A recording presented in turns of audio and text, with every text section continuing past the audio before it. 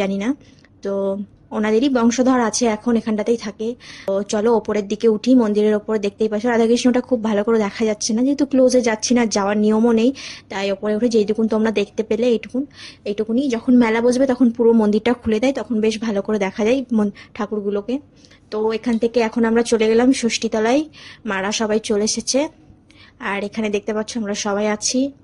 আর এরপর ষষ্ঠীতলায় গাছে যা রিচুয়ালস থাকে, অঞ্জলি দিলাম, অঞ্জলি ফঞ্জলি রিচুয়াল সমস্ত কিছু কমপ্লিট করে এখানে দেখতেই পাচ্ছ আমাদের ফ্যামিলির সবাই রয়েছে। এটাকে দেখতে পাচ্ছ, এটা হচ্ছে আমার দিদির মেয়ে, আর এখানে অনেক রিচুয়ালস হচ্ছে, যেহেতু প্রথম ওর মেয়ে হয়েছে তো ষষ্ঠী ধরে আর কি রিচুয়ালস থাকে।